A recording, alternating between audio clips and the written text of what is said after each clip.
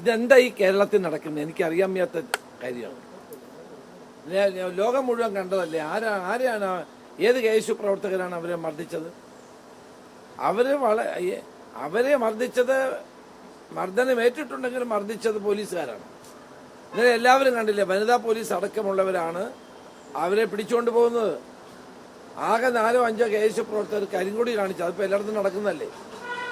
കരിങ്കൊടി കാണിച്ചിട്ട് അവർ വളരെ സുഖമായി നടന്ന് 3ാമത്തെ പ്ലാറ്റ്ഫോമിലേക്ക് പോയ ആളിനെ അപ്പോഴാണ് ഫോൺ വരുന്നത്.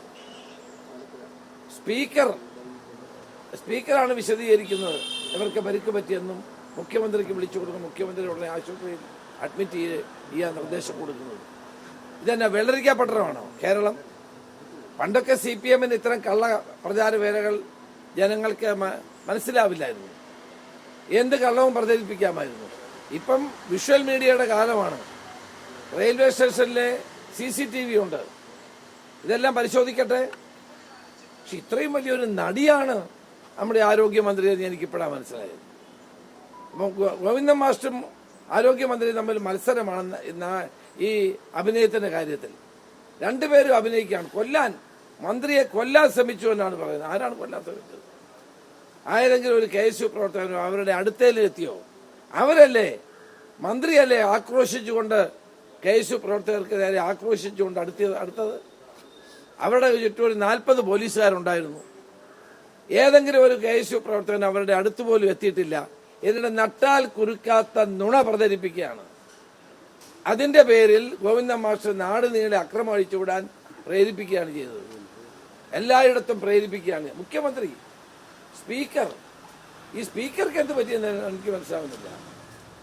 വാസ്തവത്തിൽ സ്പീക്കർക്ക് രാഷ്ട്രീയമില്ലാത്ത ആളാണ്, രാഷ്ട്രീയത്തിന് അതീതമായി ചിന്തിക്കേണ്ട ഒരാളാണ്. അദ്ദേഹം ആ സ്പീക്കർഷിപ്പിന്റെ ഒരു പദവിയുടെ വില കളയരുതെന്ന് എനിക്ക് പറയാനുള്ളൂ. എല്ലാവരും സ്പീക്കറെ ആദരിക്കുന്ന വ്യക്തിത്വമാണ്. ഇന്നലെ സ്പീക്കറുടെ ആ നടപടി ഒരു കാരണവശാലും ആരും അംഗീകരിക്കുന്നില്ല. DYFI പ്രവർത്തകനെ പോലെയാണ് ഇന്നലെ സ്പീക്കർ പെരുമാറിയത്. വളരെ ദൗർഭാഗ്യകരമായി പോയി.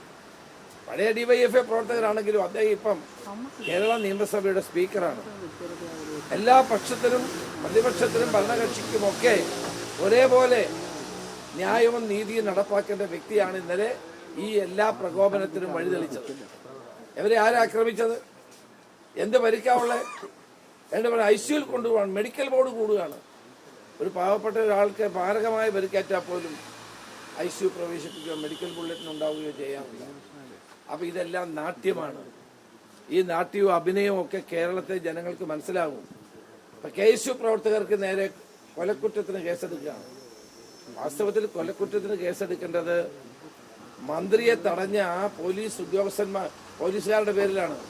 വനിതാ പോലീസുകാർ അടക്കമുള്ളവരുടെ പേരിലാണ് കൊലക്കുറ്റത്തിന് കേസെടുക്കേണ്ടത്. DGP ഇത് മനസ്സിലാക്കണം. ഇത് എന്താ സംഭവിച്ചത് അദ്ദേഹം കാണണം.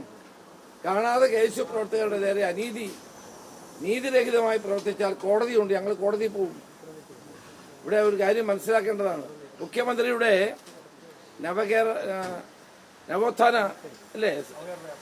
നവകേരള യാത്ര നടത്തിയപ്പം ഞങ്ങളുടെ പ്രവർത്തകരെ ചെടിച്ചട്ടി കൊണ്ട് അടിച്ച് രക്ഷാപ്രവർത്തനമെന്ന് പറഞ്ഞ മുഖ്യമന്ത്രിയാണ്. രക്ഷാപ്രവർത്തനം എന്ന് പറഞ്ഞ് ഞങ്ങളുടെ കുട്ടികളെ ഭീകരമായി മർദ്ദിച്ച ആളുകളുടെ പേരിൽ ഒരു കേസ് പോലും എടുത്തിട്ടില്ല. ഉമ്മൻചാണ്ടി ഒരു മുഖ്യമന്ത്രി ഇവിടെ ഉണ്ടായിരുന്നല്ലോ. ഞാനിന്ന് KPC പ്രസിഡന്റാണ്. അദ്ദേഹത്തിന്റെ നെഞ്ചത്ത് കല്ലെടുത്തെറിഞ്ഞ് അദ്ദേഹത്തെ ബോധരഹിതനായി വീണ് അദ്ദേഹത്തിന്റെ ശരീരത്ത് രക്തം വാർന്നൊഴുകുകയുണ്ടായി. എന്നെ അന്നേരം ഉമ്മൻചാണ്ടി വിളിച്ചു പറഞ്ഞത് ഒരു പ്രതിഷേധവും വേണ്ടെന്നാണ്. ഞാൻ വാസ്തവത്തിൽ പ്രതിഷേധത്തിന് ആഹ്വാനം ചെയ്യാൻ വേണ്ടി പോയതാണ്. കാരണം കേരളത്തിലെ മുഖ്യമന്ത്രിയെ കല്ലെറിഞ്ഞ് പരിക്കേൽപ്പിച്ച സംഭവം ഗുരുതരമല്ലേ? പക്ഷെ അദ്ദേഹം എന്നോട് പറഞ്ഞു ഒരു കാരണവശാലും ഞങ്ങൾ തമ്മിൽ സംസാരിച്ചിട്ട് അങ്ങനെയാണ് ഞങ്ങൾ തീരുമാനിച്ചു, ഒരു പ്രതിഷേധവും വേണ്ട എന്ന്. ഇന്നലെ കേരളത്തിൽ എന്താ കാട്ടിക്കൂട്ടിയെ? കേരളത്തിൽ മുഴുവൻ കോൺഗ്രസിന്റെ പ്രചരണ VD സതീശൻ നയിക്കുന്ന പുതുയുഗ യാത്രയുടെ ബോർഡുകൾ മുഴുവൻ തകർത്തു, പ്രവർത്തകരെ മർദ്ദിച്ചു. തിരുവനന്തപുരത്ത് ഞങ്ങളുടെ സ്വാഗത സംഘം ഓഫീസ് അടിച്ചു തകർത്തു. കേരളം മുഴുവൻ കോൺഗ്രസിന്റെ ഫ്ലെക്സ് ബോർഡുകളും പ്രചരണ വാഹനങ്ങളും ബോർഡുകളും ഒക്കെ അടിച്ചു തകർത്തു. ഇവിടെ ഹരിപ്പാട് വെച്ചിരുന്ന ബോർഡുകൾ മുഴുവൻ തകർത്തു, വ്യാപകമായി തകർത്തു. അപ്പോൾ ഇപ്പോഴേ ഇവർ റിഹേഴ്സൽ നടത്തുകയാണ്. ഭരണത്തിൽ നിന്ന് പോകുമെന്ന് ഉറപ്പായപ്പോൾ പ്രതിപക്ഷത്ത് പോകുന്നതിൻ്റെ റിഹേഴ്സലാണ് ഇന്നലെ വൈകുന്നേരം അരങ്ങേറിയത്. ഇതെല്ലാം കേരളം കാണുന്നുണ്ട്. മുഖ്യമന്ത്രി, ഇതെല്ലാം കേരളം കാണുന്നുണ്ട്. അല്ലാണ്ട് നിങ്ങൾക്ക് ഇതൊന്നും മറച്ചു വെക്കാൻ കഴിയില്ല. വീണ ജോർജിന്റെ മേത്തൊരു മണ്ണ് പോലും ആരും നുള്ളിയിട്ടിട്ടില്ല. എന്നിട്ട് ഈ നാടകം നിങ്ങൾ കളിക്കുകയാണ്. ഈ നാടകത്തിന് ജനങ്ങൾ മറുപടി നൽകും. ഞാൻ ആ ഡേറ്റ മോഷണം പുറത്തു കൊണ്ടുവന്നില്ലെന്നും അതുകൂടി മറയ്ക്കാൻ വേണ്ടിയാണ് ഇന്നലെ ഈ അഭ്യാസം. പക്ഷെ അതൊന്നും മറിഞ്ഞു പോകുന്ന കാര്യമല്ല. നാളെ ഞാൻ കൂടുതൽ വിശദമായ വിവരങ്ങളുമായി നിങ്ങളെ കാണുന്നുണ്ട്. നാളെ രാവിലെ വിശദമായി ഞാൻ വീണ്ടും നിങ്ങളെ കാണുന്നുണ്ട്. ഡേറ്റ മോഷണത്തിൻ്റെ പുതിയ വിവരങ്ങൾ നാളെ ഞാൻ പുറത്തുവിടുന്നുണ്ട്. ഈ നാട്ടിൽ നടക്കുന്ന ഈ ജനങ്ങളെ കബളിപ്പിക്കുന്ന ജനങ്ങളുടെ വ്യക്തിപരമായ വിവരങ്ങൾ മുഴുവൻ എടുത്തുകൊണ്ട് നടത്തുന്ന തെരഞ്ഞെടുപ്പ് പ്രചരണം ഇത് ആർക്ക് വേണ്ടിയാണ്? ഇങ്ങനെ നാട് നീളം മുഴുവൻ സർക്കാരിൻ്റെ പണം, ജനങ്ങളുടെ പണം ഉപയോഗിച്ചുകൊണ്ട് തെരഞ്ഞെടുപ്പ് പ്രവർത്തനം നടത്തുകയാണ്. പക്ഷെ അതിലൊന്നും കേരളത്തിലെ ജനങ്ങൾ വീണു പോകില്ല. KSRTC ബസ്സിൽ കയറാൻ വയ്യ, പരസ്യം തട്ടിയിട്ട്. എല്ലായിടത്തും പരസ്യമാണ്. അത് മാത്രമല്ല, സീരിയലുകളിൽ പോലും പണം കൊടുത്ത് പ്രശസ്തരായ സിനിമാ താരങ്ങളെ കൊണ്ട് ഗവൺമെന്റ് അനുകൂലമായി സംസാരിപ്പിക്കുകയാണ്. ഇതെല്ലാം കേരളത്തിൽ കേട്ടുകേൾവിയില്ലാത്ത കാര്യമാണ്. കിഫ്ബിയുടെ പണം ദുരുപയോഗപ്പെടുത്തുന്നു, ഗവൺമെന്റിന്റെ പണം ദുരുപയോഗപ്പെടുത്തുന്നു. ഇതെല്ലാം തെരഞ്ഞെടുപ്പ് പ്രവർത്തനത്തിന് വേണ്ടി വിനിയോഗിക്കുന്നു. ഇതെല്ലാം ജനങ്ങൾ കണ്ടുകൊണ്ടിരിക്കുന്ന കാര്യമാണ്. ജനങ്ങൾ ഇത് തിരിച്ചറിയും.